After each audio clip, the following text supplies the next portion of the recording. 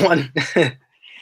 Hello, anybody who's out there in the ether.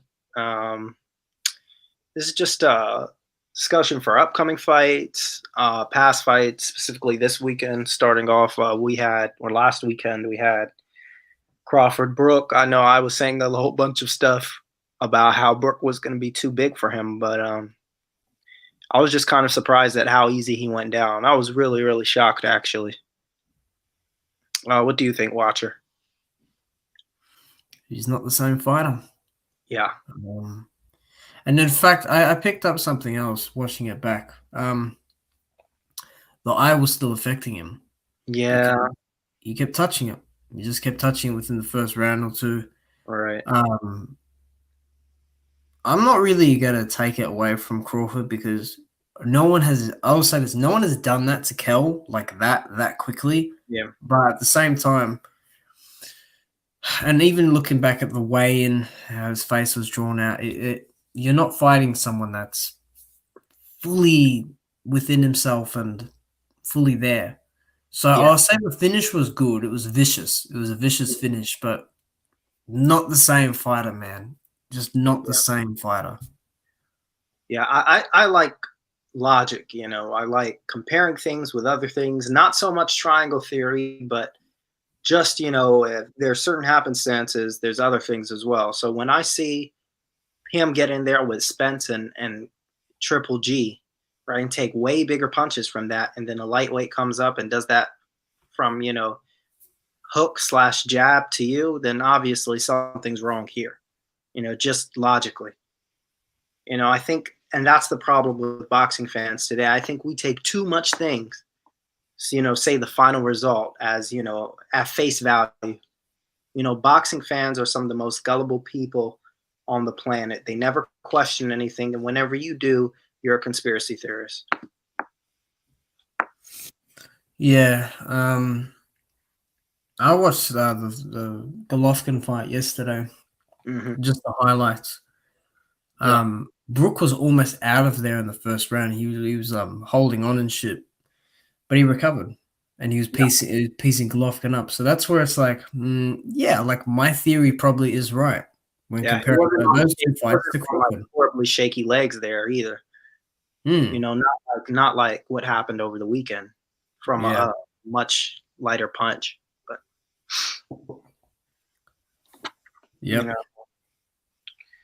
let's see here. So this whole thing with Crawford now, I watched some channels, 78, Black Fight Fan. I've just seen it in the news about Crawford. Is Crawford on his way out finally? I don't know. He's talking all good about Bob.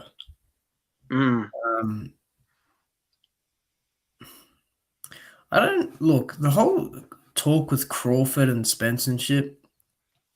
Like, I find it really boring because it's been going on for fucking forever, and it seems like we're not getting anywhere.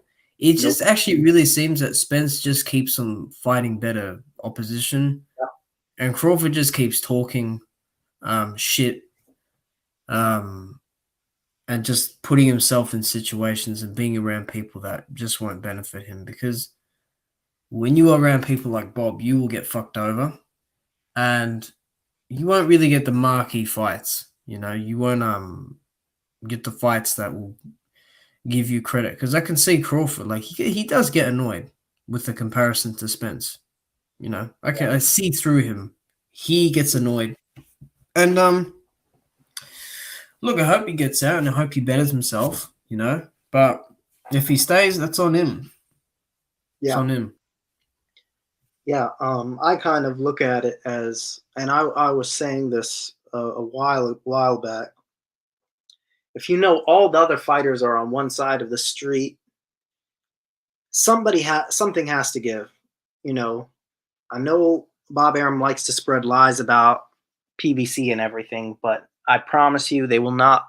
They might lock you up in some sort of contract. I don't know the details, but you're not going to be in. I know from history, you're not going to be in an extended term like you are with Top Rank. I think it's more flexibility that's been shown. And I think you can get what you need from out of there with the fights. You don't necessarily have to like Al Heyman or the setup, but something has to get emotion here. You can't afford to keep fighting these knockover guys. These guys who aren't challenging you. I look at his fights at welterweight. Horn, I mean, you can't fight. yeah, you really. Big coming for me. Yeah. Who I mean, else? I give that one. It was for the belt, so I was. I'll give a little bit on that. Yeah. Benavidez. No. One leg. Yeah, and what did he do to get the fight? Who had he fought? Who has Jose Benavidez fought to get the shot? No one. I did like his attitude in that fight. He was very confident. He was taunting Crawford. I enjoyed that at least, but still, no. I'm gonna say no to Amir Khan. Definitely, the ending was terrible. Yep. Igas Kavalauskas, Mean Machine. Mean Machine should have ran it back with Ray Robinson before he fought Crawford. Yeah, I mean, his best one, Avanesian, granted, has been doing pretty well, but I mean, you can't. I don't know if he's been doing that well for it to deem a title shot. Again, they don't have anybody on that roster. I mean, if Bob Arum's only defense is you stay with us, we'll have a good crop of welterweights come up in the next year or 2 years. Why are we going to wait for guys to come up? Why don't we fight the best available guys now? Because you don't have the best available guys, so let him go if he wants to go. I don't know. Bob just doesn't really have any moral ground, I think. And what he said about I lose money promoting him. I mean, even his sister, I had to talk to his sister on Twitter. And I said, look, Crawford's good and he's known, but he's not as big as Spence. Like, even Thurman. I mean, Thurman fucking 1 year layoff fighting Josecito Lopez. And he does all those viewerships with Pacquiao, the pay-per-view. Crawford ain't no big fish, as Andre Ward and all those ESPN top-ranked propaganda people claim. Look, best thing for Crawford, just go to Al. Yeah. Call Al. Al's going to sort you out nicely. And if you lose the big fight, you got other fights there, Or get one fight, dude. Go, friggin' fight Ugas if you can, even. You know?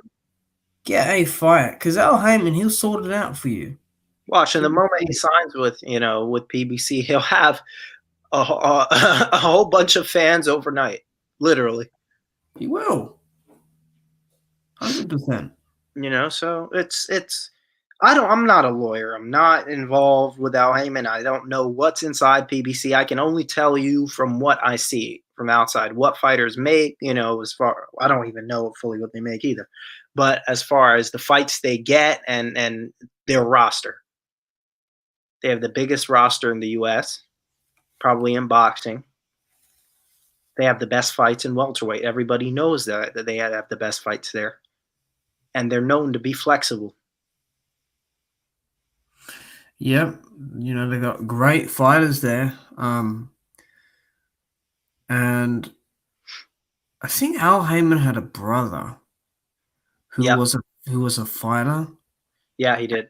He got into I don't know, I can't remember the exact, but this is what I read this is my memory playing with me. His brother got screwed over on a contract or something. Yep.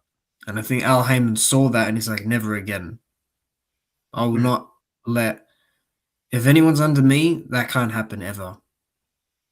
So all these excuses as Al Heyman's is dark underlord, dude. This and that, and he's corrupt and fuck. I don't know. Like, I don't know everything about Al. No one really knows anything.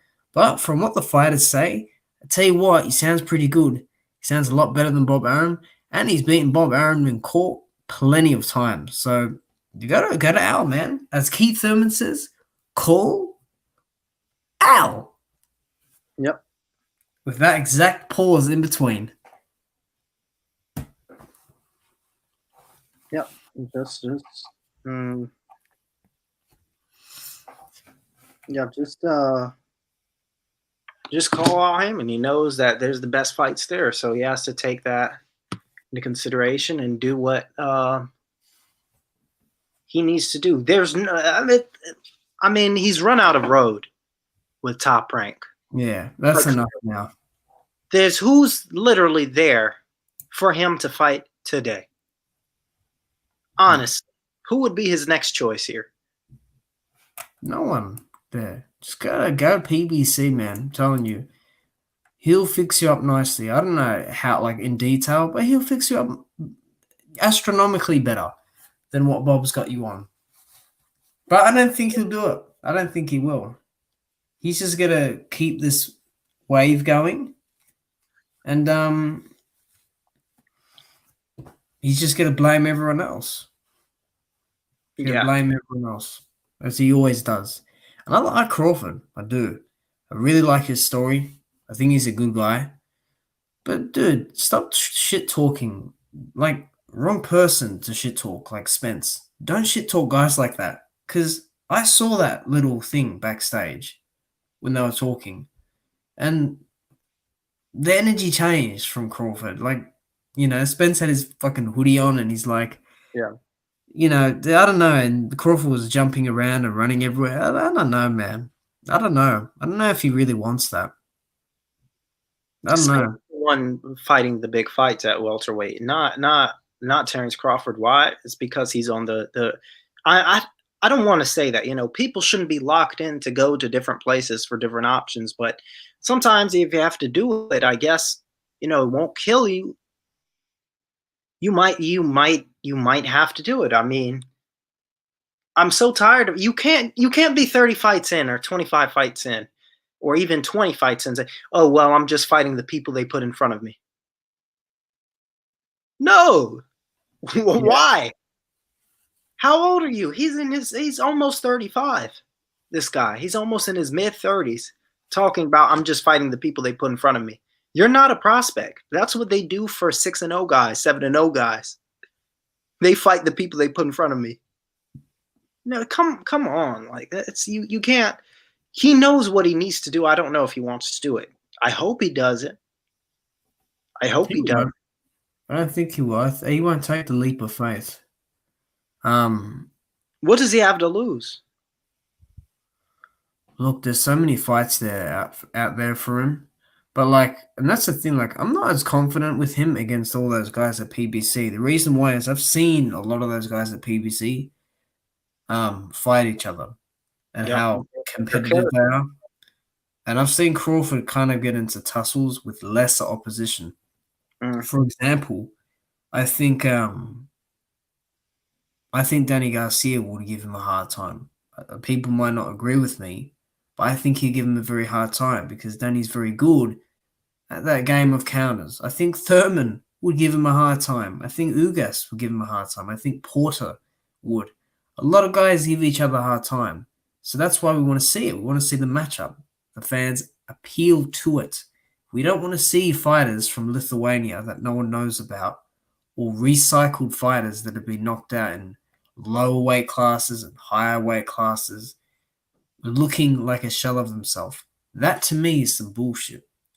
Don't act like this boogeyman. You ain't no boogeyman. Okay? And even Spence today said to Crawford, he said, keep my name out of your mouth. You know? Crawford does a lot of talking when, like a lot of fighters, they do a lot of talking when they have a fight booked. Because Crawford knows that this fight with Spence and Garcia is a tough one, especially with the car crash and everything. You know? Acting like the king. We got Derek. Oh, salute, Derek Bailey. Yeah, I swear, Derek's in what do you call it? He's in Fanon's chat as well. Yeah, Derek Bailey, man, supports. Derek Bailey is the guy, man. He's always out here supporting these channels. I wish I could make more content for him. I'm too old, but I love when you come out, man. I really, really, really do appreciate it, honestly. Salute, definitely. Shoot, what was I gonna say? Yeah, with Crawford, but I'm just trying to see this his roster on Top Rank, and at 147, he's basically beat everybody that they had. Like, I'm really trying to, like, there's nobody who comes to mind. Nah, don't worry about it. Look, man, he's just got to get a fight. That's it. He needs the big fight. He needs the big fight at one point. He doesn't have a lot of time left either. Nah, and with his style, he will Yeah. slow down, and his ability to take punishment will become much Yeah. less because Oh yeah. even though he is quite long, um, he can fold pretty quickly if he's in there with a guy that, Like a Roger Mayweather yeah, sort of a you know, thing. Yeah. He you know looks what? like it too a little bit. Yeah, a little, but when they lose it bad. Yeah. So just be careful because if you get in there with, for example, let's just say you get in there with whoever you get put in with next, right? Mhm. Or if you get put in there, let's just say 2 years with someone that's a high caliber fighter, like from the PBC, for example, I Yeah. don't know if it will end well because Yeah. he's been hurt by lesser men, far lesser men, you know? Yeah. Yeah, definitely. Yeah, let me just go through boxing scene like I usually do. There's There's a different. fair bit, you know? There's a You lot. want? There's a lot on IFL. I haven't watched it though. Yeah, I haven't watched IFL in a long time now. It seems like a long time. Uh, I'm the fight of the century: Parker versus Fa. Push back. Fa to have surgery. Looks like Wilder's not going to get Parker. Yep. Yeah, Far's got to Uh, look after himself. He can't be having those issues. yeah, I have him lose. Yeah, he's gonna. I think he'd lose to Parker. Mm. Because I'm gonna see him get dropped by that our super journeyman over here. Yeah, I saw that. That was bad. Yeah, stoppage was a bit shocking, Derek Bailey. I thought the guy would not go down from a right hook, sort of a jab. For me, if you're taking worse punishment versus bigger, harder punching guys, and then a lightweight does that to you, it might be time to hang it up. Something's not adding up. Everybody talks about that punch on the button, but I mean, Watcher made a good point about him touching his eye even before he was hit. So,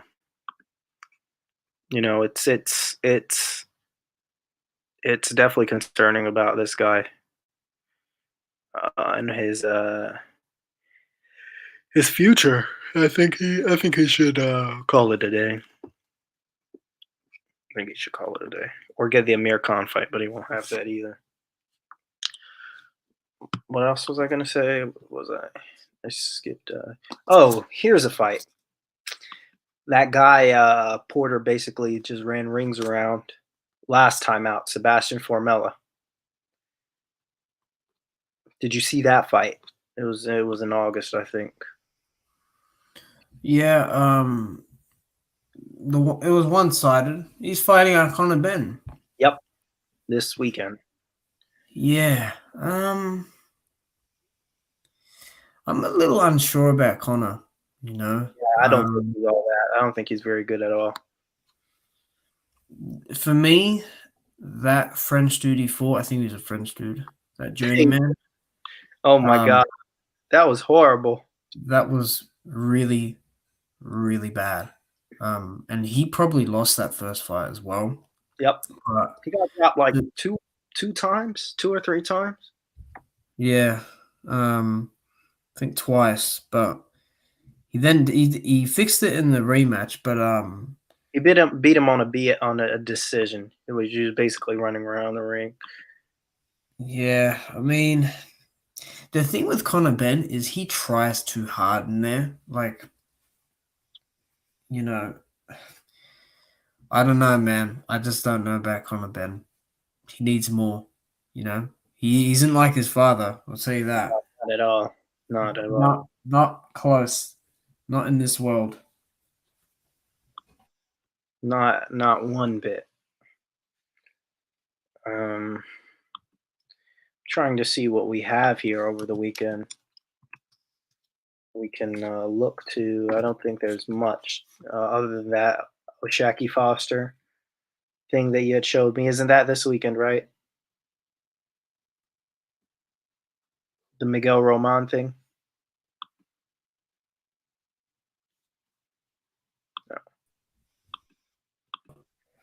I dropped off. Sorry, I hit refresh. Yeah, but Miguel Roman. Oh, the dude that got caught today? Yeah. I mean, what more can I say? You know? And for people to, not to cut you off, and for people to say, oh, this is nothing, notice how people's energy has changed now in all of these instances. And I'm sure there's been another one that's probably happened, and they've came rushing. Right. So what Wilder's saying is not a lie. You know, this is a real thing. You know, I know Oshaki Foster and Wilder, they have nothing to do with each other, but just the fact that Wilder's has been publicized and shown, right? Mike, do you want a link? Anybody wants a link? I could put it down here. Has been publicized and shown, then everybody's on the lookout now, right? Povetkin, Foster, they caught him red-handed, no padding in the glove, right? Derek Bailey, no padding. And Miguel Roman is a solid Mexican fighter, but I mean, Well, yeah, dude, yeah. What do you say? Do you say, oh, that's just an excuse from Foster's team? Mm. And I'm sure the WBC, this is probably for some WBC Latino title, they were in on it. Man, this shit sickens me, honestly. Yep. Well, you know, we're hitting him. Salute, Mike. What's happening? What's up? Did you hear what happened today with the Mexican guy, Miguel Roman versus Oshaki Foster? Oh, you talking about that? Well, they said they appealing appealing that decision.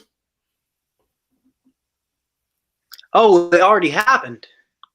No, they appealed it. Oh man! Like they came out and made the ruling, and then his team came out and appealed it. Wow. I don't know if they made the decision already, but if they did, I don't know what to say. It didn't go. Oh, you're right. You're right. You're right. Is this today? Is it tonight? I think it was yesterday or the day before they appealed it. So the fight's not going down? What fight? With him and Thursday. Today is the 19th, right? On Box Record saying they're supposed to be fighting tonight. Who? Oh, I'm talking about something else. My bad. Yeah. Oh, talking about the gloves. I thought you were talking about the headbutt or the shoulder thing. No. You're talking about the glove situation with the Mexican fighter named Miguel Roman. Well, see, that's the thing that everybody's on the lookout now. I mean, we saw this with Dillian White.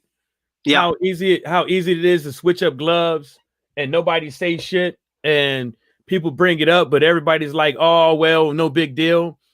But like everybody know, it's all fun and games until you the one that's getting played the fool.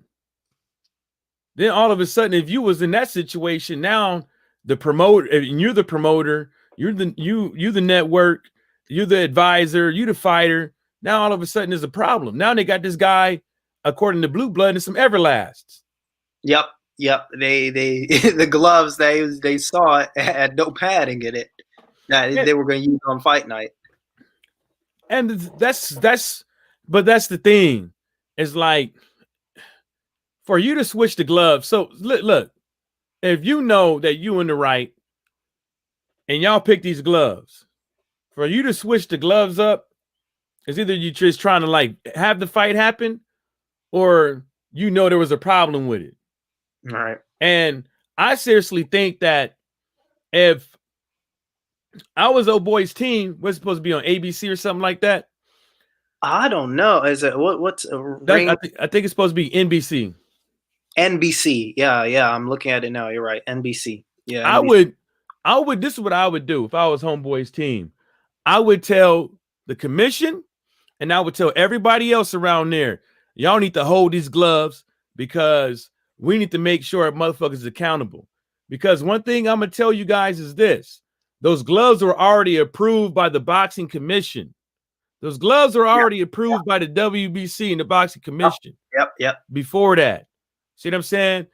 They was just sitting there, just the team, just seeing who's going to use what. All those gloves are approved because remember, there's rumors that Tyson Fury had gloves FedEx the same day.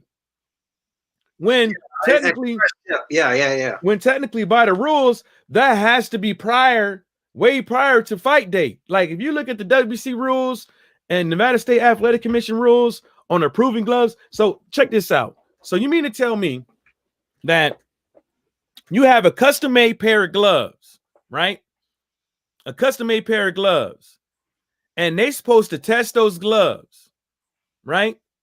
From the threads, the cushion, the foam to horsehair ratio, the modernization of the gloves, and all that stuff, and not be able to break the glove apart to see what's in it with another pair of gloves of the same design, and have that stuff approved the same day of the fight. Yep. I don't know how that works. Me neither. Me neither. I think the gloves have to be in 2 or 3 days before or the beginning of the week, something like that. You have to have ample time, is what I know. You have to have a good enough amount of time to be able to check these gloves out. When Mayweather did the thing with Maidana, everybody said that Mayweather was being a punk and all this stuff. But notice how, when Miguel Cotto said whatever he said, they all believed him. Well, I think Miguel Cotto's face showed it all too. You know what I'm saying? And not only that, everybody wanted to see Mayweather lose. So, that's one of those things too with that. Everybody wanted to see that dude lose. They didn't care about the gloves. You know what I'm saying? They probably think he was just trying to get over because he's the A side and all that shit and blah, blah, blah, but, even when you see the guy press in the gloves where the knuckles is supposed to be, and it just sinks in that easy. Hey, let's just be real. Leonard Ellerbe ain't one of those guys in the gym. He ain't strong and shit like that. You know what I'm saying? And you see him. He was giving hand massages, literally, no lie. Yeah. And you see this dude pressing in the gloves, and you like, wait a minute, this shit. And you see how flimsy they is. But yeah, of course we know that gloves are designed to protect your hands, not the face. The problem is that when you read these rules, it says of modern design. Design. And then when you read these rules, there's really no real big criteria. But guess what? They have to be in a certain weight. So why are some gloves less padding in the knuckles and more padding elsewhere? So I'll put it like this. If you're going to say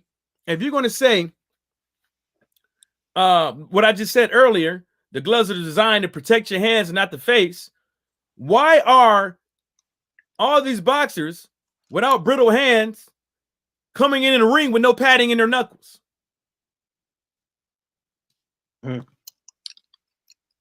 Yeah. Why are anybody not doing this on a constant basis? Why can't you? Because the modern design dictates that you have padding, adequate padding. If that's the case, let's just go to bare knuckle box. Let's just call it bare knuckle boxing because the only thing that's going to protect you is leather and hand wraps. Yep. But if your opponent don't know that, this is the thing. what happens when your opponent don't know that you don't have padding? Shit. They can take it as far as they can take it. I just don't know, man. I just don't know. I mean, what do y'all think? I mean, what watching y'all think about? I just don't. I don't get it. I don't get how everybody can say, oh, this is what I let me just say this before I stop. Yeah. And then let y'all speak. Then I'm gonna go get me a drink. This is what I said earlier. I said somebody said why he didn't fire Dees. I was like, first of all, the dude been there since day one. Yeah, yep. I said the exact same thing. I said this.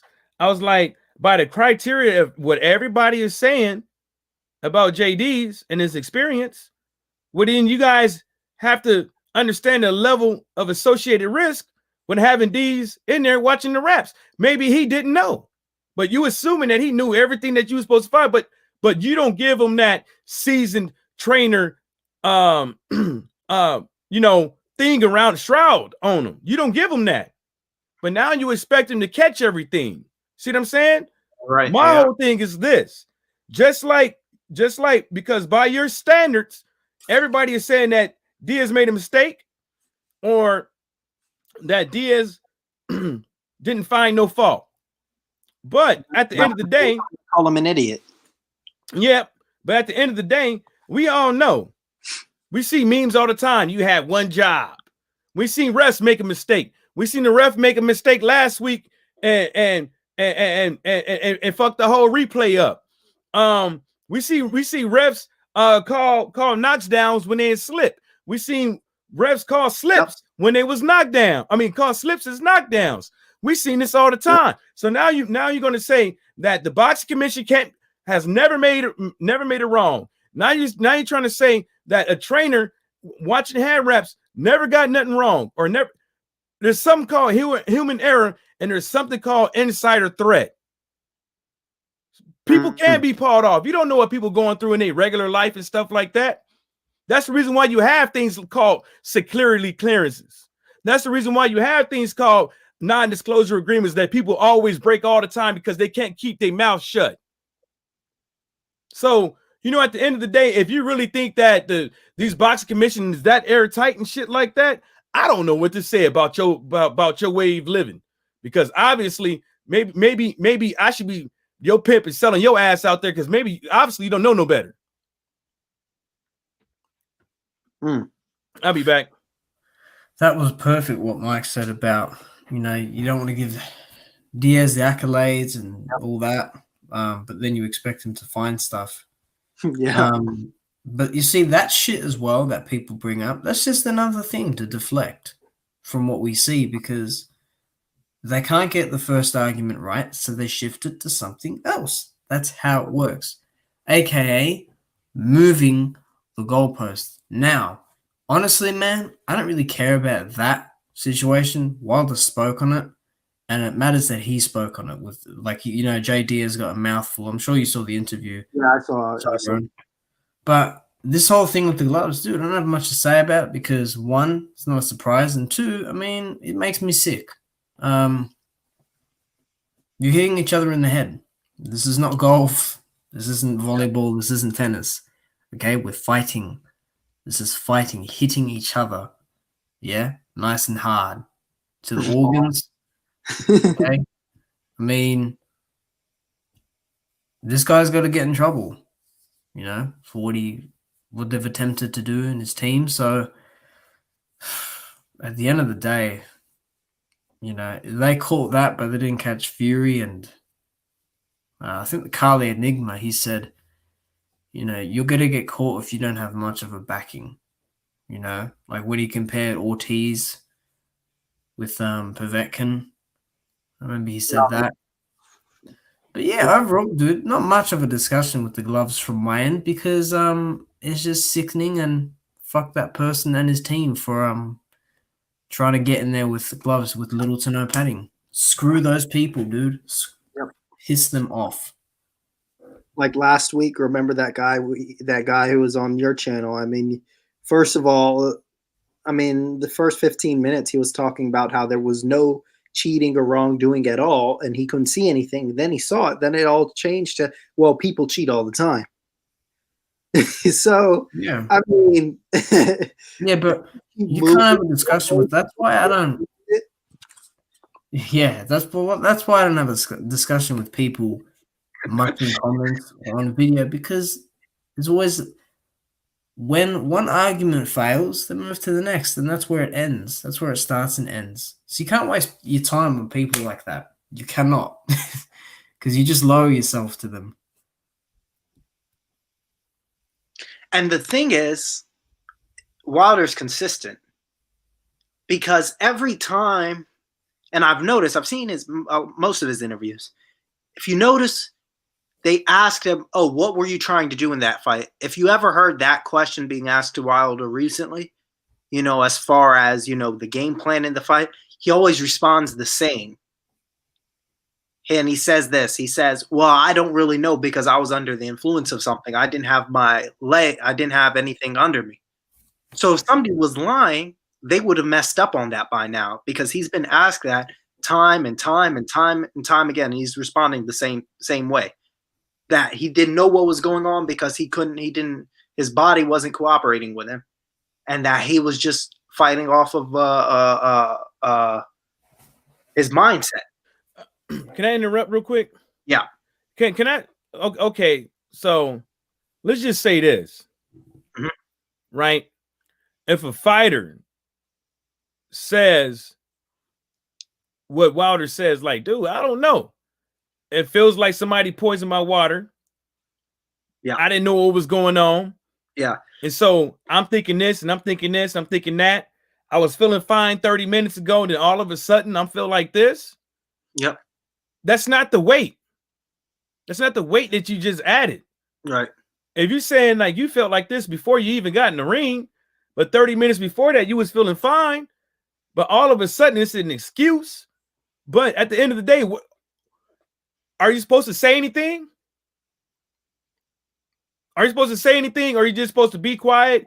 Are you supposed to get cheated and be quiet?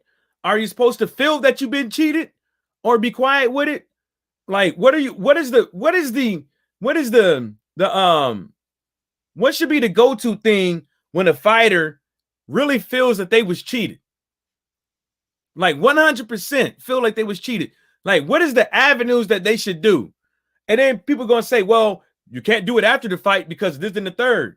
Sometimes people ain't even really, you talking about a dude that received a hellacious beating that you say, right? We all saw it. It was a hellacious beating, right? You say a dude that got his ass whooped, that got demolished, that got sent into depression and all this stuff. So immediately right after the fight, you expect this guy to be thinking on all fucking 6 cylinders. And to be thinking that stop the gloves, to be thinking that test my blood, to be thinking all these things. Right? And then when he brings it up months later or a month later or a week later after the fight, after he's had time to think, it's supposed to be all these excuses and stuff like that. Yeah, I understand why people call them excuses, because yes, it does sound like an excuse. Some of the stuff does sound a little bit too far-fetched and stuff like that. But at the end of the day, what are you supposed to do as a fighter? If you think you was done wrong, are you supposed to take it down, laying down? That's all I got to say. And he's been caught before, as far as with a punch. I mean, Wilder's been knocked out before in the amateurs, and he was caught by Ortiz. Did you hear him, say stuff similar to this? These excuses, quote unquote. Did he say after he was knocked out in the amateurs, this happened to him? No, because he felt normal. He was just caught with a punch. So if he lost, he'd put his hands up and say it. But if he said in the post fight, right during that post fight, he said something felt off. I don't know if it was the suit or what. So obviously something was wrong. My decaf friend doesn't even watch boxing. He's watched Wilder probably 2 other times with me.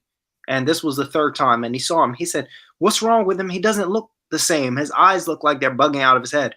We watched it back, me and Watcher. And the guy, Wilder Lee, doesn't even have his right leg behind him. No legs. Throws a right hand and stumbles back over nothing. He doesn't even trip over anything and just stumbles back. You saw that, Watcher? Oh yeah. I mean, that I knew when I saw that. I said, Mike, you know me. I'm a numbers guy. I like my little numbers at school and playing with my calculator. So just things, I like to look at things logically.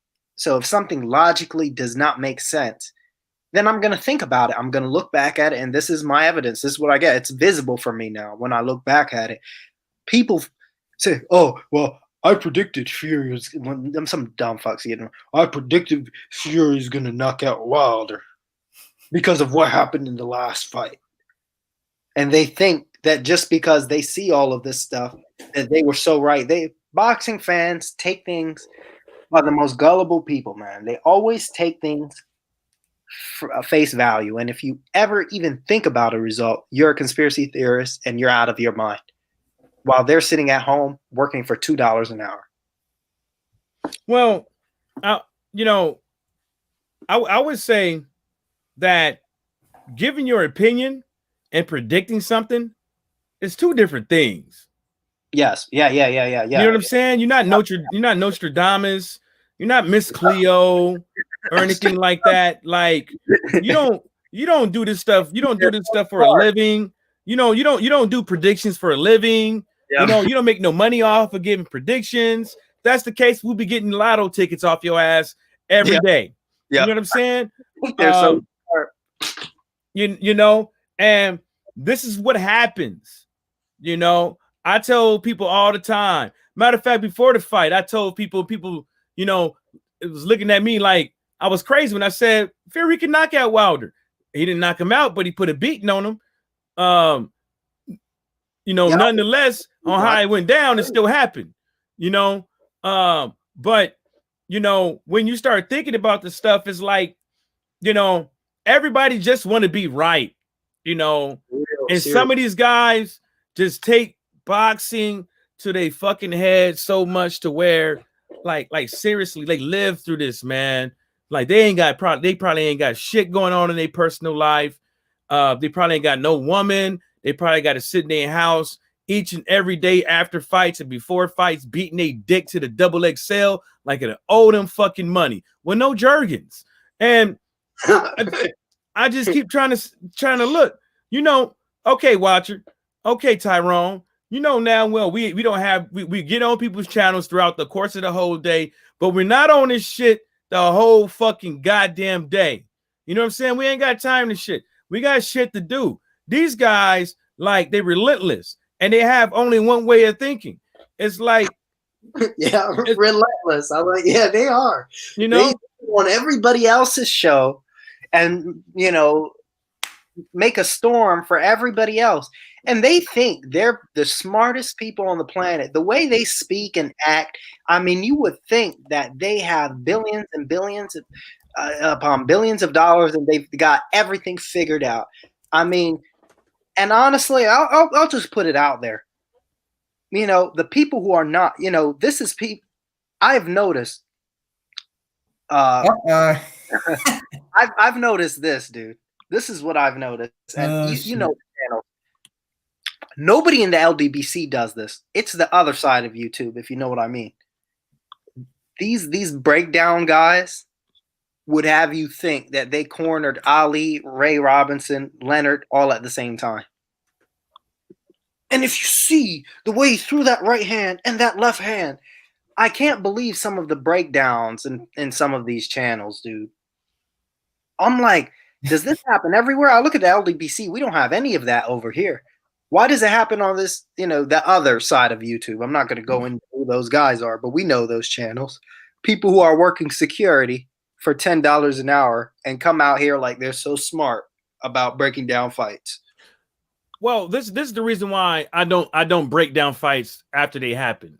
And one of the reasons why I don't is because I would never do it with football. And the reason why I would never do it is because when I watch people breaking down games and positions on YouTube and stuff like that, when I see what goes down through the course of a play, I'm fucking disgusted what they say. I'm fucking downright fucking disgusted. It's because it be seeming like they be talking like, oh, this is what he was thinking when he was doing. Like, bitch, please. What the fuck you mean this is what he was thinking? He had 5 moves to make, and this is the one he fucking picked. You know what I'm saying? It's like me saying that motherfucker didn't see that uppercut coming. And the reason why the uppercut landed is because Dillian White was blocking the body shot. Nigga, he thought a fucking jab was coming. You can't think for these boxers while they in the ring. You can't predetermine what they was thinking before a punch come. This shit just makes me fucking disgusted. It's like me watching the boxing match and I'm telling you what the fuck Canelo was thinking. As I slow the goddamn thing down and they swinging. Oh yeah, see right here, Canelo right now, he's already thinking that Kovalev is about to do this. Bitch, we already seen the fight, of course. You know what I'm saying? And like this shit, it just makes me, yelling shit, but that shit just, man, makes my butt cheeks chapped. Yep. If you're not a trainer like Stormy B, man, if you're not an experienced amateur fighter like Ak Reacher, or if you're not a pro fighter, be quiet. I put it like this: you don't have to be a pro fighter to know that Canelo set fucking Kovalev up, because he's seen it already. You don't have to be a pro fighter to see that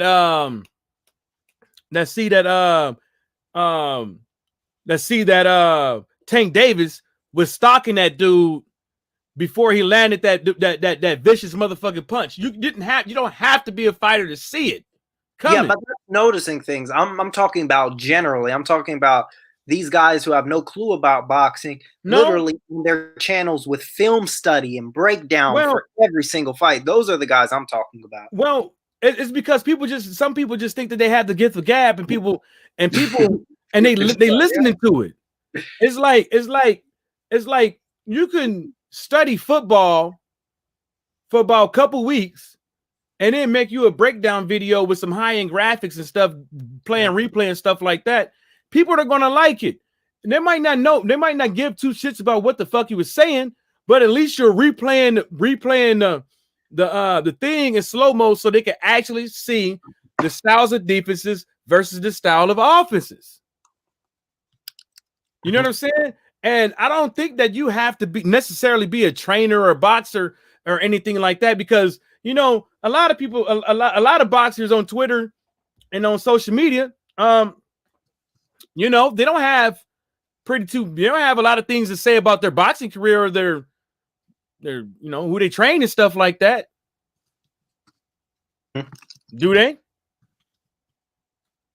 About what? What I'm saying is a lot of ex-boxers that have YouTube channels and stuff, or ex-trainers that have YouTube channels. A lot of people don't have too much to say about their boxing career. Seriously. Or have any notable fighters that they trained, or can say that they actually, you know, name a name. Yep. You know what I'm saying? They can say they fought this person, but we can look at BoxRec and know that you got your ass whooped. Yeah. You know what I'm saying? So it's like, you know, it's a double-edged sword, but you just have to pick, who you want to subscribe to. And, you know, like Watcher, and, you know, like if you go on Twitter, I don't even think half these, like, okay, check this out. You go on Twitter. How many people go by their real name? How many people? Very few. Actually use their real picture? How many people that you could actually go to their Twitter or Instagram page and actually see pictures of them instead of seeing pictures of other boxers, other trainers, and other sports? Other trainers for their using the profile. Yeah. I mean, yeah.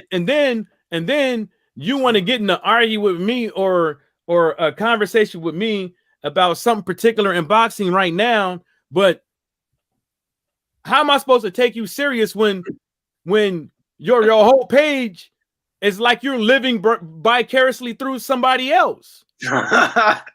This is not even you. This is not who your mama raised.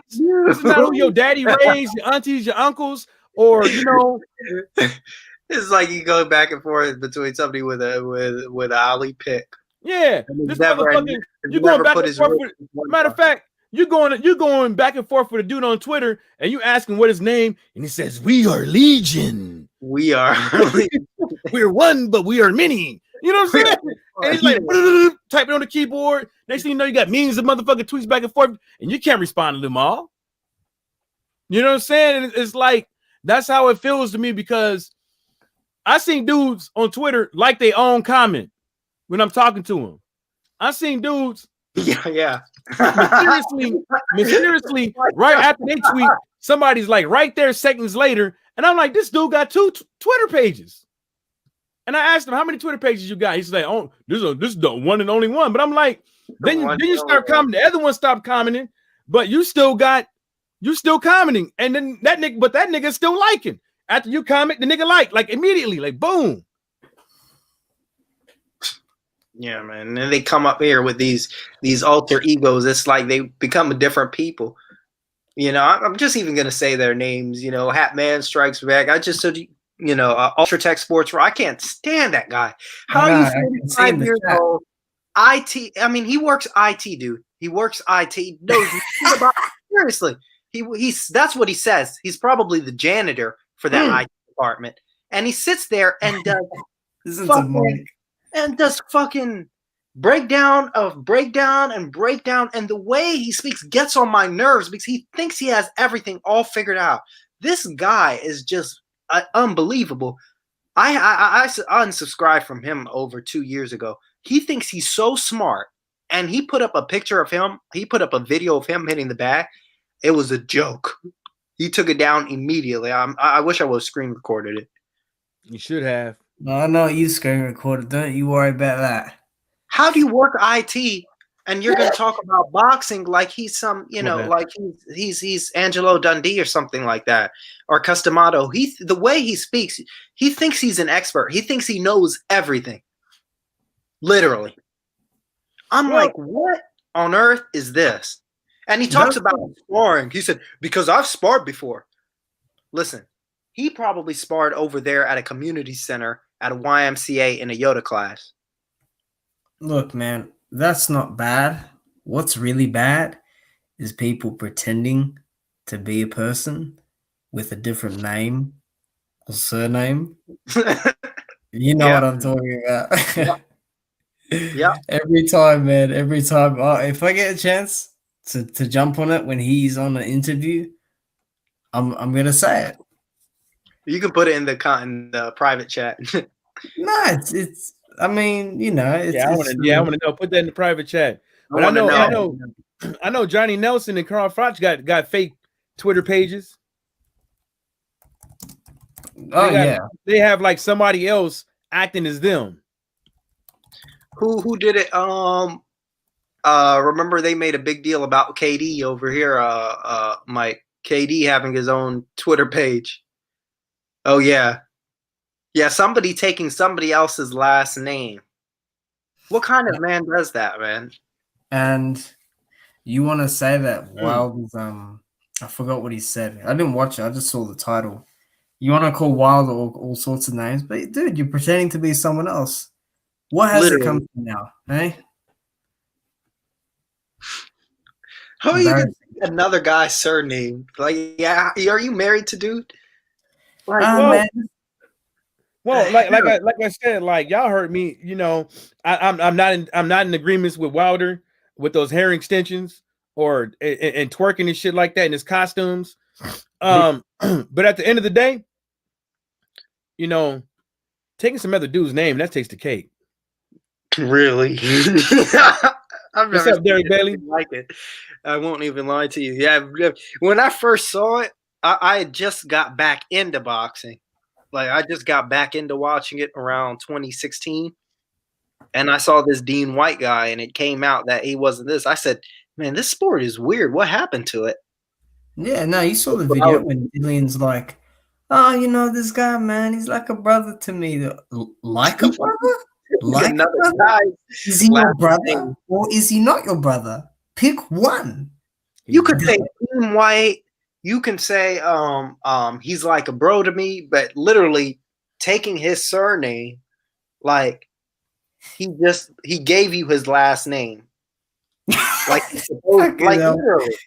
Oh, what a mess. Marriage. It's and he accepted it. What's That's the the conversation? You know, that name. It kind of seemed like when the block got hot with Dean White, he kind of faded out. Yeah. He's kind of. Oh, y'all want to talk about motherfuckers fading out? Y'all want to talk about motherfuckers fading out? Where the fuck Bernard Hopkins been? Where has B-Hop been? I hope he's all right, man, because ain't he supposed to be a part of Golden Boy? And throughout this whole thing with Golden Boy and Canelo and all this stuff, we ain't heard nothing about him. Yeah, I haven't heard Not a peep. in a while. And I hope that he ain't sick and going through something, medical wise. I hope he all right, but usually he right next to that cokehead. Yeah, his right hand man usually. Yeah, remember every time, Golden Boy comes up, he's all up in interviews and stuff like that. He's right there.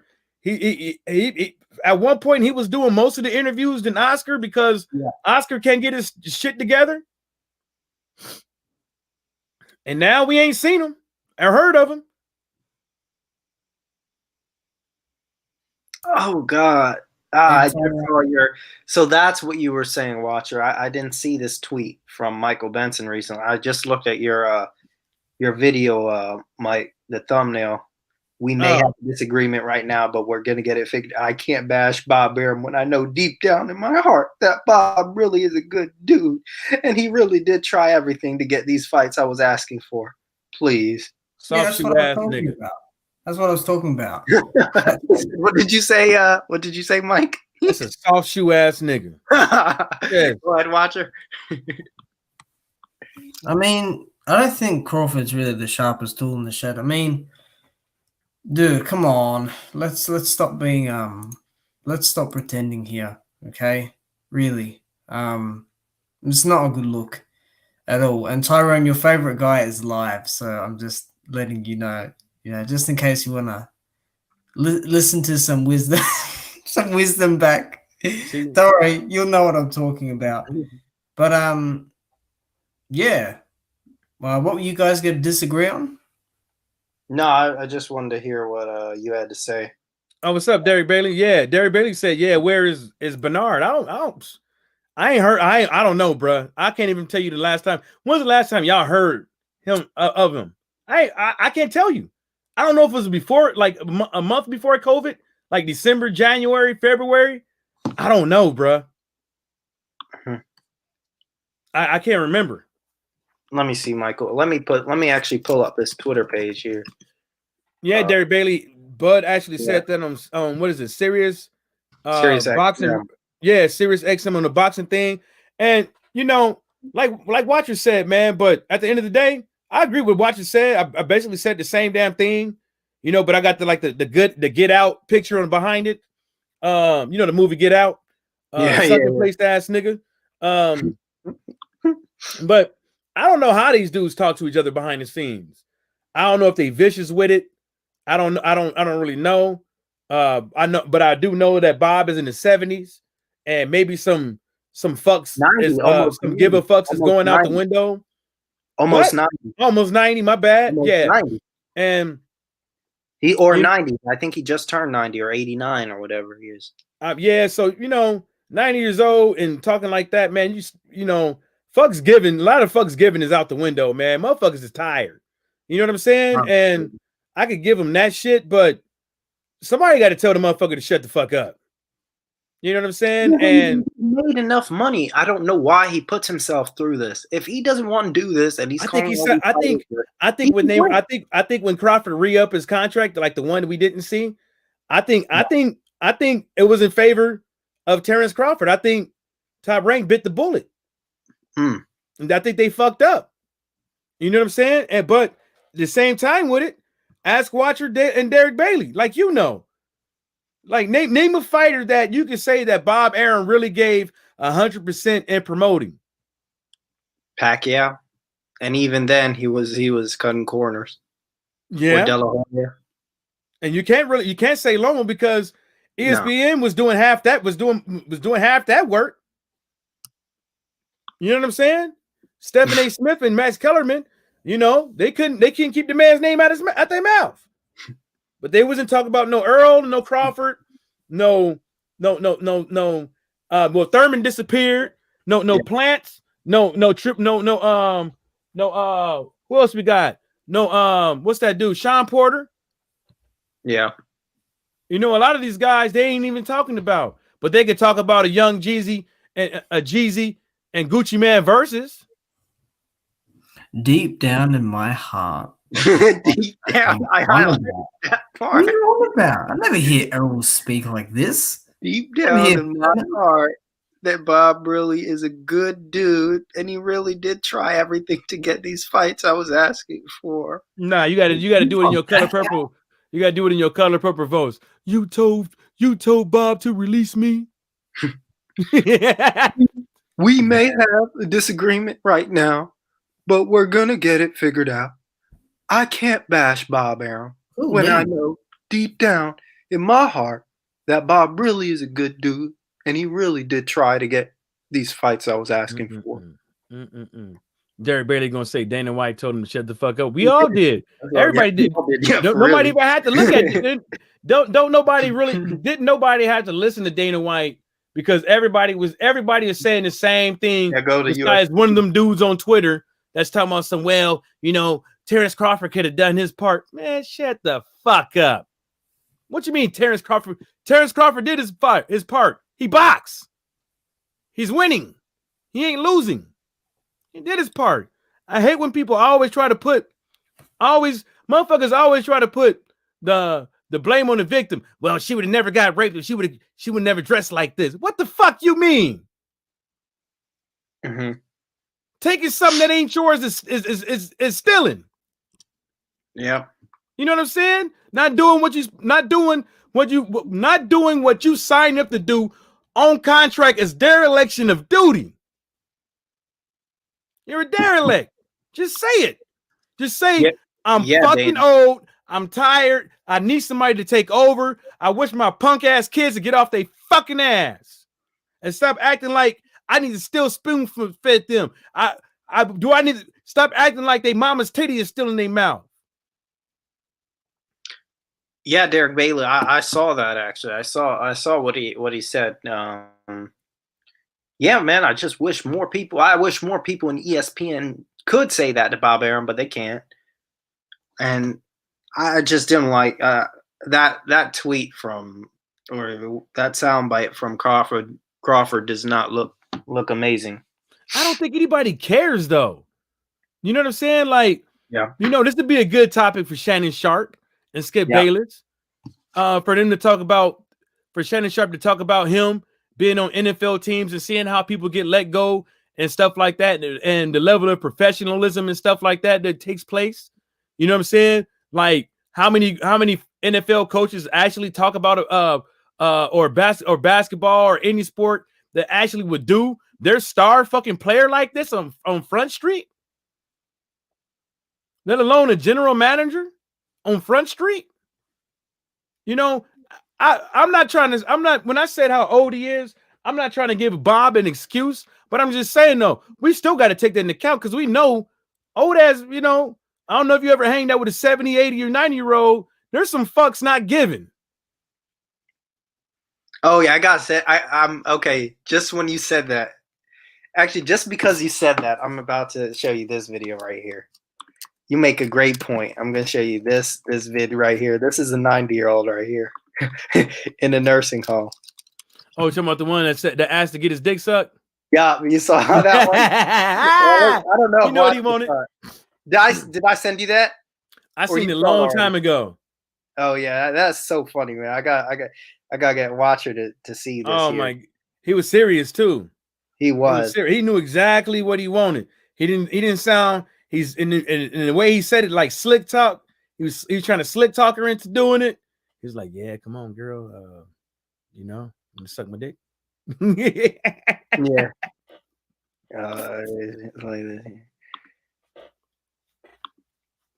Yeah, but then again, Dana could say whatever he want to. I mean, the amount of money that's behind the UFC, the amount of money he got, what he doing with the UFC. I can't do that. Do what? Suck my dick. I can't do that. I can change you. No, you don't change me.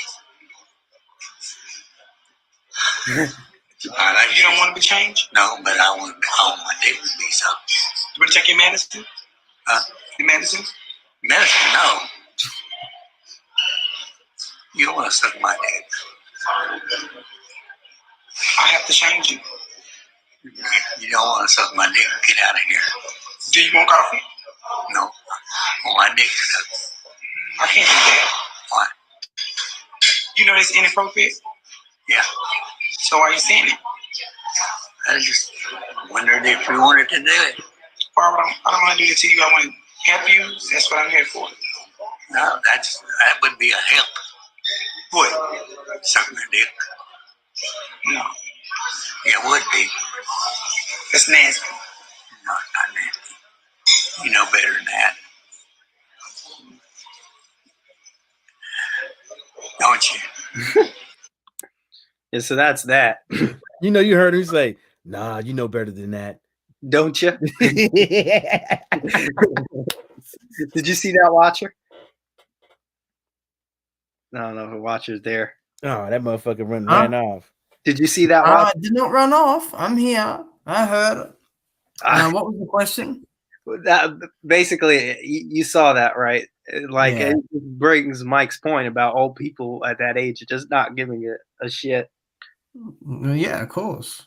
That's what happens. And you see how he's coherent and he know what he's doing and stuff like that. He just Didn't care come anymore. on. Let's just keep it real. Bob Arum is not walking through no fucking whole stadium without nobody holding him. You know what I'm saying? He needs help. You know what I'm saying? He needs help getting up. He needs help moving around. He might be able to stand here and walk here. You know what I'm saying? And stuff like that. But he's not walking no fucking football field, no 2 fucking football fields without no goddamn help. No. He doesn't exercise. He ain't been exercising his life. He's he's not that type of 80-year-old. He needs help. You know what I'm saying? Like, you know, and I'm not trying to stick up for what he said, but what I'm saying is that even if you do have, you know, feelings for Bob Arum and stuff like that, because you know him on a personal level and stuff like that, there's still like what have you done for me lately type of thing. Exactly. And we're not talking about the personal level at this point. We're talking about the business level that ain't been working out in your favor. You see what I'm saying? Yeah, you did 1 million or 2 million views your last fight and stuff like that, but that was on free TV, my brother. I mean, not free, but it wasn't free, but it wasn't pay-per-view. I mean, it was pay-per-view because it wasn't pay-per-view because it was subscription. So there you have it. You know, I wish that at the end of the day, you know, we've been saying this a long time, Watcher and Tyrone. We've been saying that Terrence Crawford needs to leave. A lot of people been saying Terrence Crawford needs to leave a long time ago. Terrence Crawford would have been better off getting with DAZN. He'd been better off getting with Golden Boy Promotions than staying with that. At least he could have tried to get a what's that redheaded stepchild Canelo fight. No. I'm just not, or a Pacquiao fight, something. You know, look how long it took Terrence Crawford to get a kelp, to even get a kelp. I mean, I heard what you guys said earlier. We do have to take into account for things when it comes to Kell Brook. I'm just saying, we can say that Kell Brook was 100% because that's just what we see. But we still got this, I don't know. Maybe we all know about the eye socket. We all know about his injuries. We all thinking that maybe he's, you know, not what he used to be. We was all looking like we hoping that he was what he was used to be. in his shoulders a little bit until he got hit in the mouth. So we still got to take those type of things into account. And you know, for people to come out here and say, "Uh-oh, Foster just won," I think the ref could let it go on a little bit longer, but Foster just won against the Romaine dude with the iffy gloves. Oh, did he? Yeah, he just got a stoppage. They're gonna give him a TKO. The ref stopped it. Roman won? No, Foster. Oh, yes. I see that. I think they could have let it go on. I think they could have let it go on, but y'all know how finicky these refs is these days with and stopping fights and shit. You know, they'll stop the fight because a motherfucker blew his nose and somebody had the audacity to say bless you. Yeah. I'm trying to figure out what second and what round it was, but it had to be like the 8th. Damn, he knocked all the spit out that motherfucker's mouth. He pushed him though, so that was a knockdown, but he was going down anyways. But I'm watching on crack streams, by the way, Tyrone. Okay, I just booted it up now. It was a nice hook he gave his ass. But the ref could have let the fight go on a little bit. But And like I said, it looked like Romaine knew that when the ref stopped the fight, he knew that. I was actually picking Roman to win too. Damn. Yeah, he looked like when the ref stopped it, he didn't say nothing. He knew. He knew like he was in the world of hurt right there. Hey, Yeah, Mike, man. what do you think of Spence? I know you touched on it in the group chat earlier. What do you think of his movement and everything? Like I said, like I was watching him go towards his door and how he lifted his hand up and touched the door, how he was walking around and stuff like that. You know, it just looks a little bit funny to me. Okay. Maybe it's because like his muscle built and stuff like that. He just walks funny. Maybe it's because he was tired. Maybe because he was, tired of doing interviews and all that working out. But it just doesn't seem like before. It just seems like a little bit more. But it could just mean just taking into account that I know that he was in a hellacious car accident, and I just can't get my mind off of that. And then hearing him speak, maybe it's just my imagination, but it, to me it just looks a bit. Yeah, I'm not gonna lie. I have to go back and look at it. I didn't get a chance to see what you saw. I have to actually sit down and I watched some of it. It was live on Twitter and YouTube, Facebook, I believe, all that shit. I don't know. Watcher said he looks fine to him, but like I said, I could just be tripping. I said that, but I won't be dismissive of what has happened, which is the car crash. I mean, I still see damage on his face. I see damage. I see.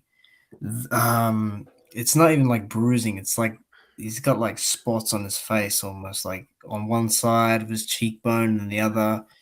And I think his speech, looking back at the interviews as well from today, I don't know, man. That was a really bad accident, and his eyes as well. Even after when he was getting interviewed a couple months later, this is such a dangerous fight for him to take.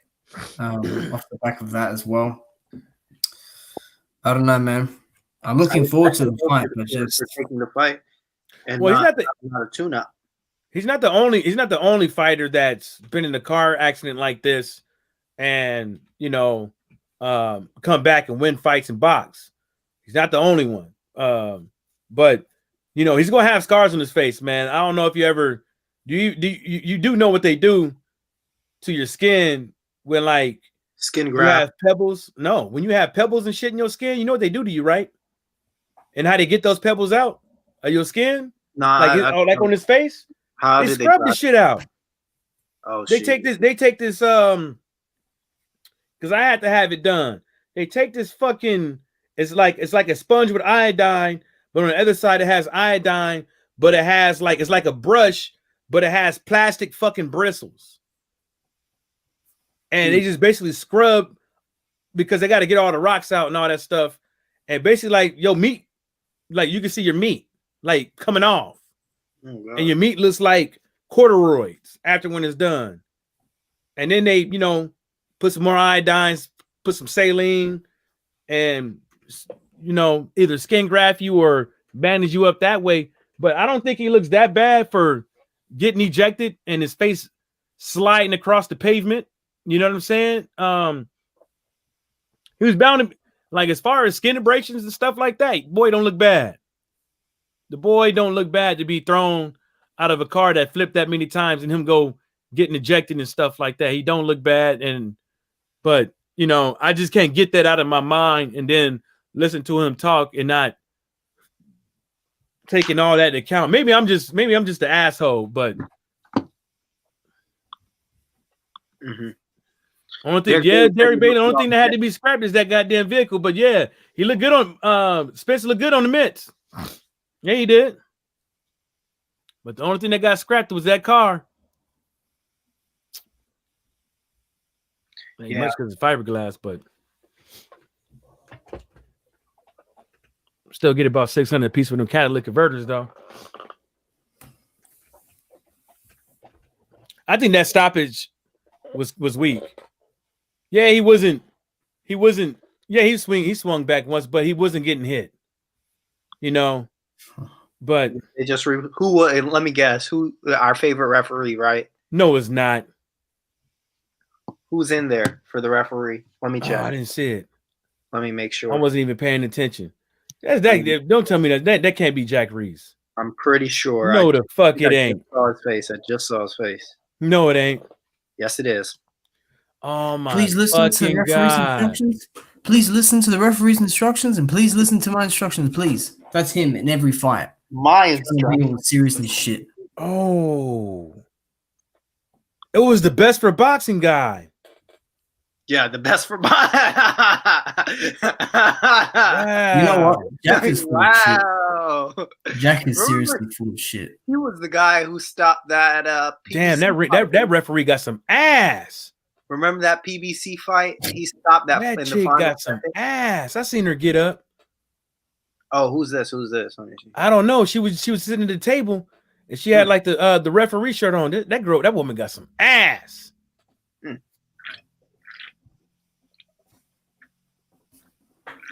No, you lying. Hold up.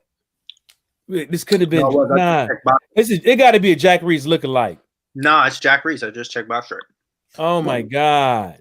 Oh no. Best for boxing guy. Yeah.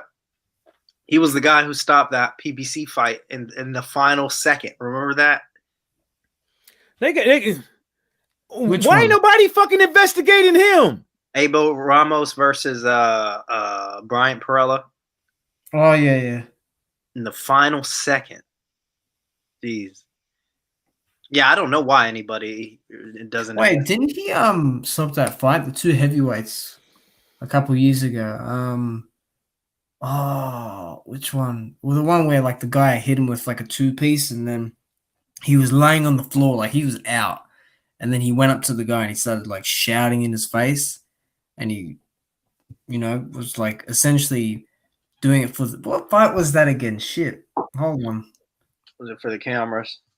Let me think what fight that was. I think it was 2018. Look now. It was December of 2018. Was it Kaufman versus? You mean the fight right before Wilder Fury? No. Wait, those two guys? Of course it was those two, Wilder and Fury. Oh shit, yeah, I remember that. Oh, shit. Okay, you were being sarcastic. I was a bit slow. No, that's all right. A lot. So this guy, one guy is going to tell me that Forbes is credible and is used worldwide.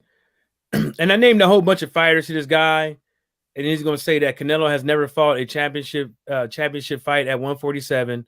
only 154, 160, 168, 175. You listed 6, 147s.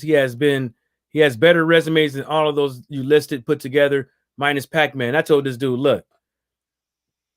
So you mean to tell me that Spence won't move up to fight Pacquiao? Crawford won't move up to fight Pacquiao. Thurman won't move up to fight Pacquiao. You know what I'm saying? It's like, I don't understand what these dudes be saying. It's like, we're talking about pound for pound, right? I don't know. Let's just talk about what we was talking about, man. I'm just saying these dudes are a bunch of fucking idiots, man. Like, you know, when you're talking about pound for pound, and I'm telling you, like, literally, like, it's all about you fighting the best. And if you ain't fighting the best, then how anybody can critique how good you are. You know what I'm saying? Tyrone, where'd Watcher go? Yeah. Oh, he had to go. Yeah, All right. but continue. No, I'm just saying it's like the pound for pound list out here. You know, I'm not going to say they're racist or anything like that because that's just a little bit, you know, when you do that, like, I think you need a little bit more proof. But what I would say is that how you going to have Canelo as pound for pound when he ain't fought Thurman? You know, what's his name? Mr. Suits, Mr. Sir. You always say, yeah, thank you, sir. Excuse me, sir. Damn, the motherfucker that got whooped by that keep getting whooped. Goddamn, Sean Porter. He'll move up to fight him. You think Spencer gonna be like Spencer Crawford's gonna be like, nah, I ain't going up to fight Canelo? You think Pac-Man is not gonna fight Canelo? Like most of these guys at 147, if they got the opportunity to fight fucking Canelo at 154 or teetering even around 160, they're gonna go and do it. Mm-hmm. Like who's gonna turn probably the biggest payday of their life and the biggest opportunity to be great in boxing because of a weight class? I just don't. And then you want to ask me about pound for pound. I'm giving you, listen, why I don't think that as far as, you know, when these smaller weights, especially with the males, you can't say anybody's really pound for pound because there's too many guys out there to fight. That's good. Canelo ain't fighting no Charlos. No. You know, he's not fighting none of these let's just say this. He's not fighting none of these fucking Americans that actually worth the damn. He's not fighting none of these Mexicans that's worth the damn either. He's about to go fight somebody. He's about to go fight Callum Smith, right? Is it Callum Smith? Yeah. Yep. He's about to go fight Callum Smith, right? And a fight that everybody around the world knows that Callum Smith's going to lose. Yeah. He'll be another guy just, you know, glad to be there. Glad to take part. Yeah. It's not like, okay, when we watch Spence versus excuse me, sir, right? Right? Yeah. You see how many people picking him to win? Excuse me, sir, to win? Yeah. This is not going to be the same. We talking about. And then when he get up in there, you see the work that he put in? Mm-hmm. Do you see the work that he puts in every fight? You can't say that that's going to Spence is going to win that fight every single time. But yeah, I think Callum Smith is going to probably end up looking like Kovalev. He's going to be looking like he's at the end of the night, he's going to be looking like he's drunk off a fifth of vodka. A lot of people have been saying that too. You're not the only one I've heard. A lot of people said that same exact thing. The same thing that happened to Kovalev happened to him. I just don't. I don't know, man. I just think that people's levels of expectations for boxing and these weight classes and these pound for pound lists and a lot of these things, I just think everybody just takes fucking things too literal. Yeah. Yeah. You know? Yep. And I just think that, you know, at the end of the day, when it comes to sport of boxing, man, we definitely ain't gonna get. I don't think it's gonna be. It's like we get spurts of good fights here and there, And then let's just put it like this. When was the last good, like, solid fight card you seen? To where you Solid. can say you got your money's worth at the watch, like from the start to beginning. Let me say the start to the finish. Like pay-per-view or just good fight card. Yeah. There's got to be something out there. I'm probably forgetting, but yeah, I can't tell you right now. I don't know. I'd have to look back.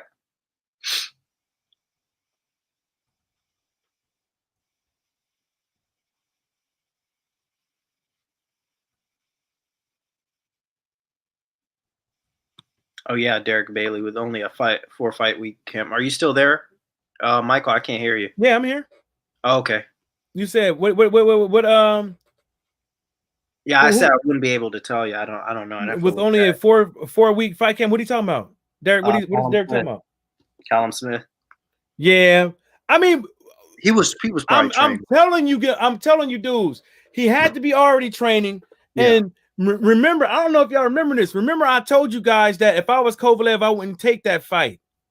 I told you guys, and I think Callum Smith's gonna get done.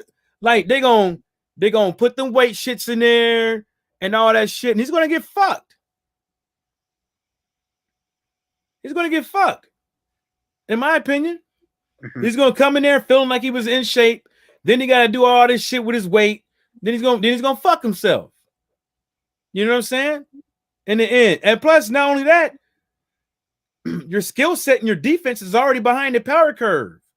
So I don't know. Maybe you want to go out there and ask Anthony Joshua and Dillian White and PED Povetkin and Jarrell Miller what the hell to take, because you might need something extra.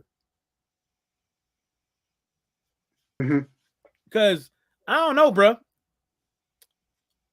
That's just me, man. I wouldn't fucking do it. Well, he ain't got no choice. Yeah, Really? for the money. Yeah, he really ain't got no choice. But it's not a good look but like Tyrone said, man, I think he may have been training for like a couple weeks now, bro.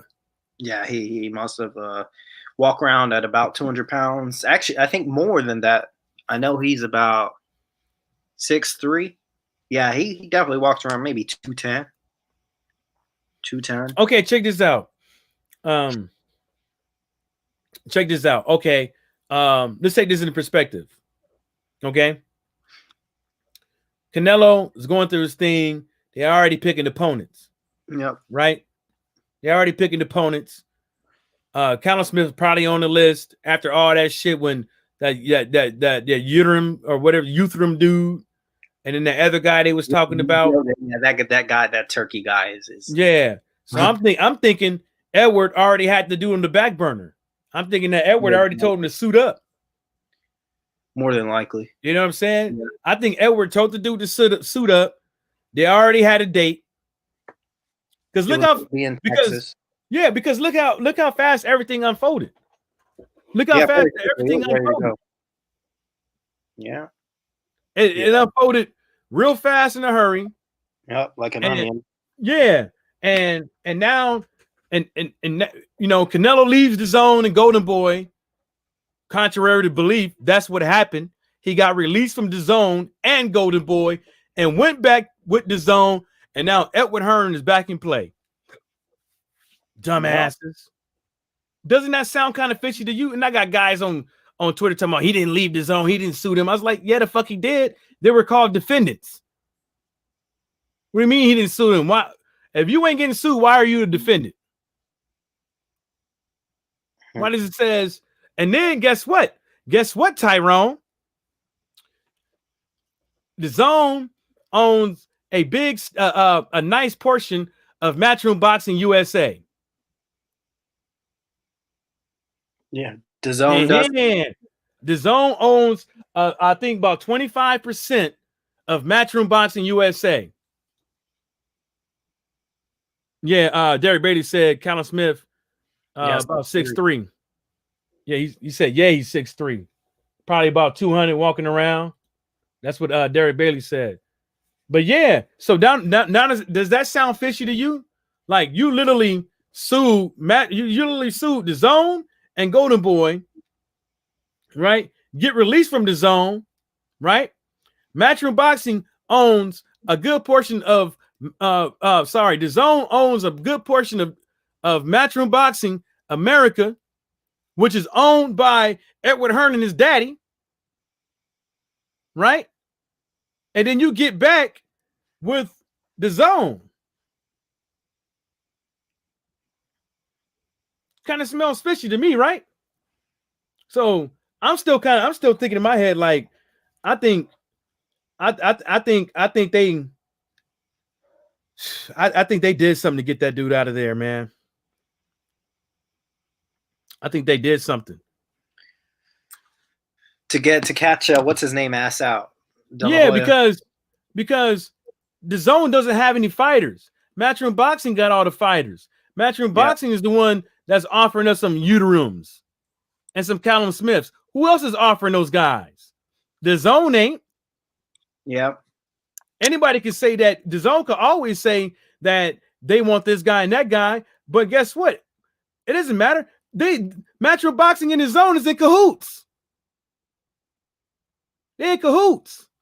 You want to talk about PBC violate Muhammad Ali Act, but these guys are in cahoots, and you're signed and you want to fight on the Zone, but you don't even know who you're working for. Yep, just a backdoor Oscar. I think they did. Yeah. I think they like see even Derek Bailey thinking that. I think they did. And a lot of people could say that it was I thought it was good on Canelo from getting up out of there because I thought he should have been gone too. From them because they ain't been doing right either.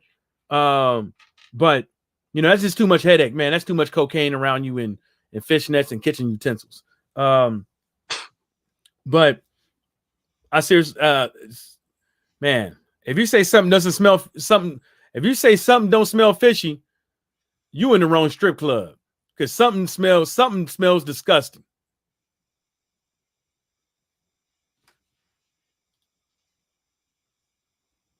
Yeah, man. I don't know. I mean, but that's really, Mr. Boxing Today, he showed that video of matter of fact, Laws showed that video of the Sloth. The Juggernaut. Yeah, I saw him. I think Watcher posted that in the group. Oh, my bad. That was Watcher. In the group me, right? Yeah. Yeah. I was Watcher. Yeah, I watched that. I watched it. What you think? It may have been done weeks ago because he looked like he had a bit of a belly on him. Looking slow as ever. Hey, you guys. There you go. Incoming the big fist. I just can't. He's probably the only person on earth that I see who's bad on the mitts. And the mitts is supposed to everybody look good. The pads. It's just speed. I've never seen anybody that slow. Ah, man. Ain't got nothing to do with it.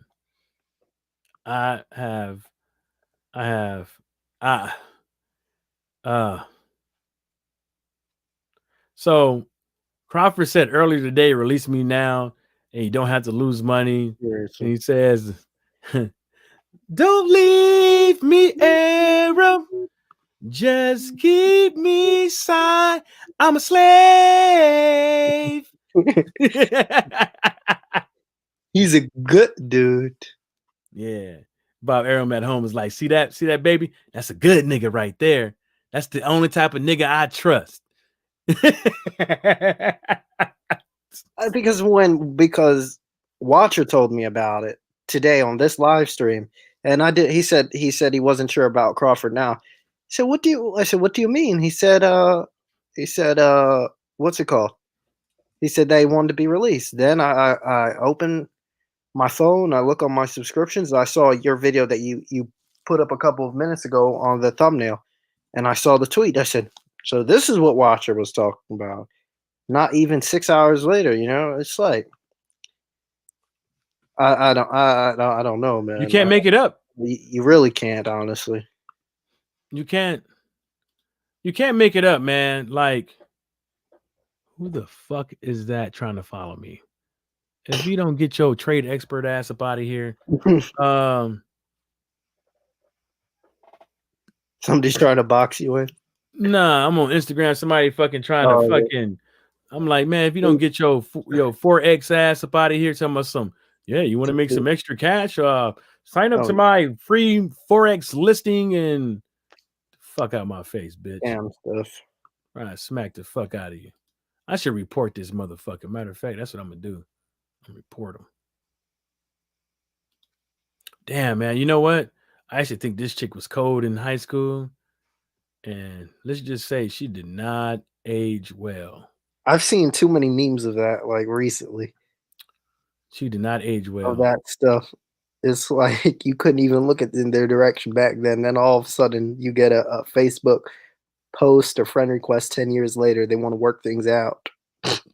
Yeah, I'm just glad I never went back in the back of the bungalows and did something with that, man. That's I got lucky, bro. I got lucky. How many of those? I mean, watch. When you get about 32, it's gonna be a lot fucking worse, dude. Watch. When you get in your 30s, you're gonna be like, yo, what? I used to, oh my God. Now I see what Mike was talking about. These bitches. These bitches, man. I just remember I was just thinking about what you said about Jack Reese, the best for boxing guy. I mean, that guy loves to show his ass. Like, honestly. Every fight. I wish, but that's the thing. Like, you can investigate, like, boxing commissions and the WBC want to go after Wilder for saying he want to catch a body. These boxing commissions is holding motherfuckers' purses, trying to stop people from having fights for not pissing in the cup. But you have somebody that you appoint to have fights literally get up there and tell the whole world he likes to do his own thing for the greater good for the sport of boxing. But his definition for the greater good of the sport of boxing ain't yours. It's his. The spirit of the sport. It's his. You just gave this dude, basically, this nigga is now Judge Dredd. This nigga in the ring, like, I am the law. Like, literally. Like, literally. Like, you had a dude that did not get hit and he stopped the fight. The dude is literally dodging punches, dipping, going back and forth, getting his bearings together, not getting hit, and the ref steps in and stops the fight. Yep. Like, the fight, and that's the thing. And this motherfucker, like, literally tells you, if you didn't have no chance of winning the fight, no, he didn't have no chance of winning the fight in your eyes. Yeah, but that's not your place to go out and actually make it a guarantee by stopping it. Right. But these niggas is just downright solidifying it.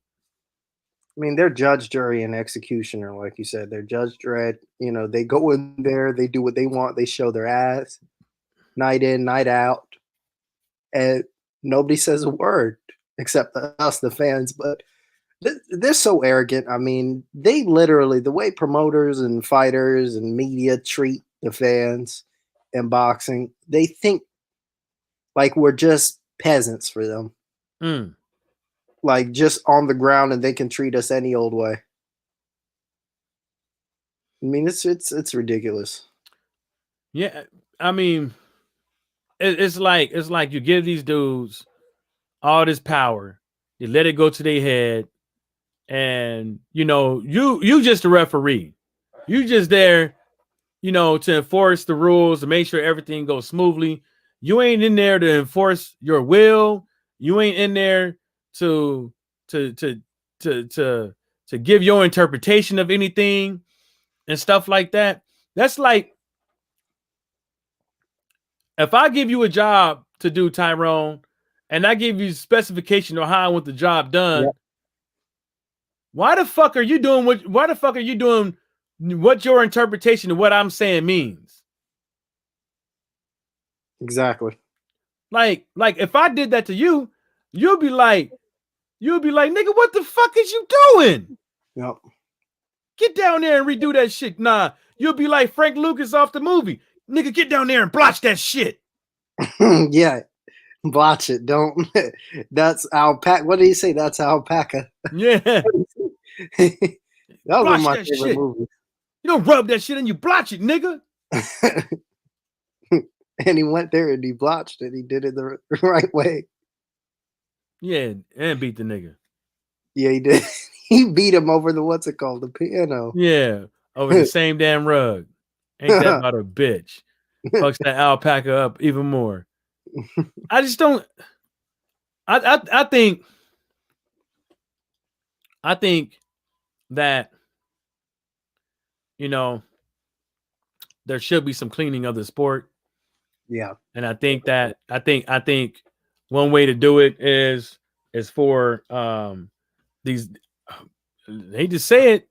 See, because this is the thing that bothers me, right? When people say that there needs to be a third party in boxing, the government needs to step in and do this, that, and the third, and they haven't got shit right now, right? The government. And you telling the government, you saying that the government should step in and do their part with this shit. But the government can't do their part now with none of the things they're doing. Like, basically, put it like this. NASIC is the part of the government. Yep. Right? Yep. Yeah. Most of these boxing commissions are part of the local municipal. Yep. They're part of the government, right? Yep. And they're not doing their job right. All you doing is asking for those same type of people to move up in a higher position to do the same thing that Jack Reese is doing. The problem is that what I think that should happen is, see, NASIC and all those people, most of these boxing commissions, their minutes are on video, and you could go back and watch them. I heard a couple people say things about these boxing commissions and stuff like that. You ain't in the business of making money and stuff like that. But all that money is going back towards the state. The state is getting the money. When you listening to the minutes of Nevada State Athletic Commission, they're basically telling you that, man, we got computers that still running Windows Millennium. You see what I'm saying? Mm-hmm. Yeah. We still got computers with the big back, the CRT screens. The computer screens CRT, with the big ass booty. Yep, we have one. Right? I have one downstairs in the basement. Right? They still got one of them. They only got 2 computers. Their facility is raggedy. Yep. That's what they were saying on the minutes. But they telling you that they generate all this money a year, but ain't nothing going to them. And they suits don't even look all that. Honestly. What they wearing don't look all that. So what the fuck you mean to tell me that nobody ain't gonna take a cut? When they see all these millions of dollars coming in and they not even getting and they not getting nothing of that. They see NASIC. See, when Nevada State Athletic Commission, when you're listening to the minutes, they just don't conduct themselves in America. That's where a lot of people get shit fucked up. They actually go internationally as well. And they was talking about how much money they spent last year just in travel expenses. Yeah, they get per diem and stuff like that, get a couple of trinkets and stuff like that. But I'm telling you one thing, they're not getting paid all that. So when they going out there, what makes you think ain't nobody gonna take a pay cut a corner? And this is the reason why I keep trying to. I said it. This is the reason why you have security clearances. This is the reason why you have to re-up your security clearance after so many years and redo your thing and get reevaluated. Because what happens if you don't? Windows 95. Yep. They were still using that old shit. That old shit. That I don't even think Windows start off like dum dum dum dum dum. I don't even think they. I think they I don't even know because I've been using the Mac, but I don't think. All right. I'll put it to y'all like this. You got 25 employees. You got 25 solid employees, right? Yep. Employees, right? You got 25 employees. Everybody sees that the Nevada State Athletic Commission is probably taking home, especially in the Mayweather days, is giving the state about $20-30 million. Yeah. Right? And you probably taking home $50,000 a year or less. Yep. Or let's say you taking, let's just be gracious, taking home like $60,000, $75,000 a year. But you see that Nevada State Athletic Commission is giving the state of Nevada $20 million a year. And you see all these dudes around you making all this money, and you behind rent, mortgage, you behind your mortgage. Yep. Somebody in your family gets sick. Mm-hmm. Somebody die in your family, you got to cover funeral expenses. Let's just say something happens. Your kid's tuition. Yep. Let's just say something happens. And somebody else knows this. How many people out of 25 ain't going to take that money? How many people out of 25 that ain't got nothing going on in their life? Their credit score is off the chain. They got everything they want. Won't take, let's just say all 25 of them won't take a meal. Won't take a meal. Oh, man, ain't nobody going to know, man. All you got to do is this. I'm not asking you to do nothing big. Ain't nobody going to know. I'm just asking you to just switch this water or let these gloves slide. Let Dillian White use these other gloves. And here's 10,000. Make the ring a little squishier than others. Loosen up the ropes a little bit. Yeah. Give Tyson Fury enough time to get back up. Even if he goes down, stall it a little bit. Stop the fight early if the guy seems like he's a little bit hurt. Jack Reese, you do it all the time anyways. So is your MO. Mm-hmm. A fighter, as soon as you get hit with a good shot, just slide on down them ropes. Like, come on, man. Like, we talking about human error. But everybody want to see. And then, like, these are the same dudes that's talking tough, right? It's the same dudes that'll take if they was in that position, they'd take the money. They're the ones that'll be probably more reluctant, more like, damn, you know what? Won't even hesitate. Give me the money. You know the little secret handshake. You shake hands, you take the money real quick, you slide out. No problem. Yeah, man. I mean, honestly, boxing nowadays, like, you just kind of scratch your head at a lot of the things we see in here. But only thing we could do is just keep getting it out there, keep pushing it, to hope that, somebody gets in there and changes things. Yeah. Yeah. Yeah. Is there anything else you want to talk about before I about to hop off here? Let me see here. Let me scroll down the list. Yep.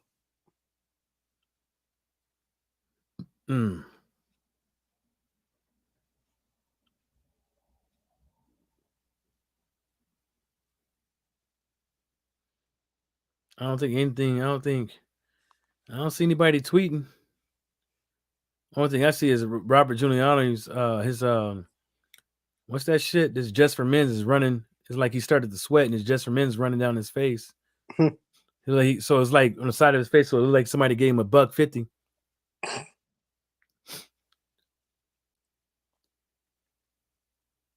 Everybody's saying that Gucci Man got his ass whooped by Jeezy. When was this? Right now, they saying he's giving Gucci Man the business.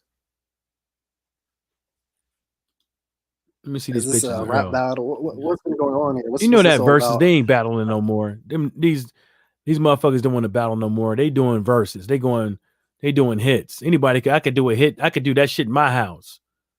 I don't need them niggas to do that. I want to see how they used to do it back in the days remember even Tigger used to have the thing, and then people used to go in there and rap and do their own thing, you know what I'm saying? Either a new song or old song, but actually on the mic, in the studio, in the booth.